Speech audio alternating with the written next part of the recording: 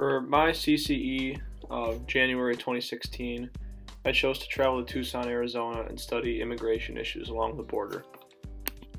The organization that was kind enough to host us was called Border Links. They're a humanitarian group who tries their best to basically raise awareness of immigration and help fund the aid of other humanitarian organizations to help these migrants in their perilous journey. My initial thoughts on immigration were pretty typical American view. Basically, whatever the media tells is what I would believe, that immigration is a big problem, particularly from the Mexican border, that there's a big terrorist risk with allowing these immigrants to come in undocumented. So pretty much what the media portrays is what I took in and believed. For me, the most eye-opening part of the whole immersion experience was when we did the several-hour desert walk. Really just showed me how perilous the desert can be. I've never been there before. Just the cactus, the dryness of it, all the plants have adapted to conserve water, and we have people trying to cross this desert. And in the 2 hours we were out there, I felt myself parched, already thirsty, already just wanting to get back. I couldn't imagine being out there for days, months, making a journey to another country that I had no idea what was going to happen. And just seeing the belongings of these migrants that were left behind, the memorial sites, listening to Ed, who was a retired man, talking to us about the efforts him and his group have tried to help these people. This was really eye-opening that it's just, to cross the border is not an easy task by any means. Another thing that was interesting to me was just in talking with Ed. This is a man who's been helping these migrants for years, and he's almost become accustomed to their passing, to their death. He says, obviously, you can't save them all, but you have to try and keep doing it just because there are some that you're going to save. So just to hear that perspective where he's almost willing to accept that some of these migrants will die just by the terrain they're traveling through, but his optimism still that he could still make a difference and still help was very promising to me, and brought some hope in the whole situation that seemed so grim at the time. Also, another life-changing experience for me was seeing the wall for the first time. I can't even really call it a wall. It was more of like a fence. You could see through it. And for me, seeing the two sides of Nogales, Arizona, Nogales, Mexico, just peeking into the Nogales, Mexico side, I felt like I was looking at a zoo exhibit or something, and it just felt wrong that I could watch these people in Mexico, just going about their daily lives, and they could watch me, but I felt safe on my side or secure on my side, but they might feel not wanted on their side, sort of like a fancy gated community in a nice neighborhood in America. It was just, that perspective to me just didn't sit well with me. Obviously, I understand the national security we were trying to get by having a border, but I don't know. I think if everyone in the country could go down and see what we saw at the wall,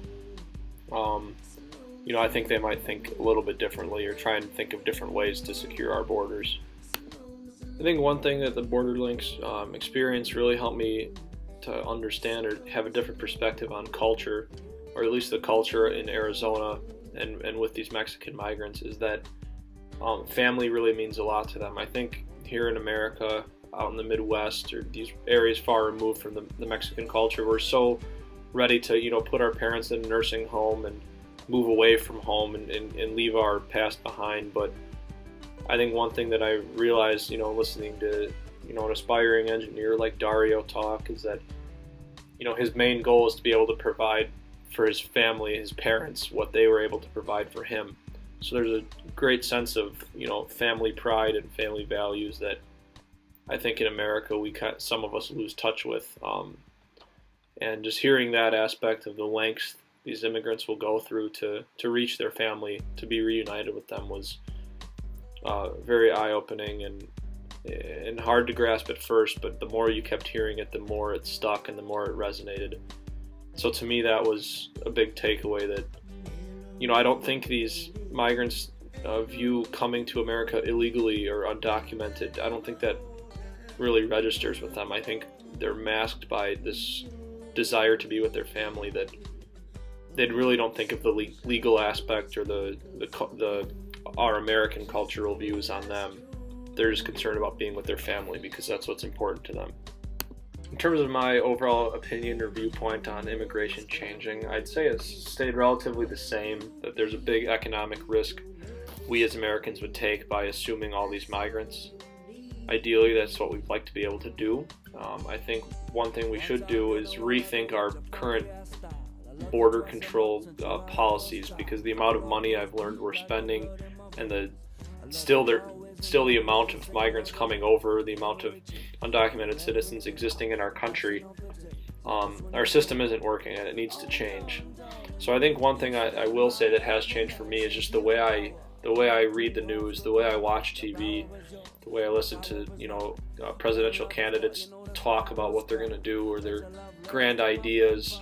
I think there's a lot of bias, obviously, in all media and all sources of information. And I think the best way to have a well-informed opinion is to see it for yourself, to really do the research on your own. And I think that's what this opportunity provided myself, and I think a lot of students in our class, is a first-hand account, and to really make our own conclusions based on what our eyes saw, based on our prior experiences in life. So for me, it was just kind of an overall skepticism of society, just to really not take things at face value, to not believe everything you hear, and to really investigate before you make a decision. As far as my definition of culture goes, I never really thought about it too much before being at Carroll, before partaking in these CCE classes, or CCS classes, but after this trip I've come to realize that culture is basically just beliefs and values that you grow up with and that are surrounded by your environment, whether it be music, food, holidays, any of those things are all part of culture. And what I learned through this experience was that the Hispanic culture, along with other cultures in the world, I'm sure, have much stronger ties to family than I think a lot of Americans or American culture, parts of American culture have. I think we're hesitant to move away from our family and be individualistic, which may have not been the case generations ago, but I think that's the way our culture is shaping up to be now. And that might be why it's so hard for politicians or society to realize the issues associated with immigration, because the main motives behind immigration are family driven. And if you're not a family person, to hear that, it doesn't register with you. So I think that was something that really helped me to take into account.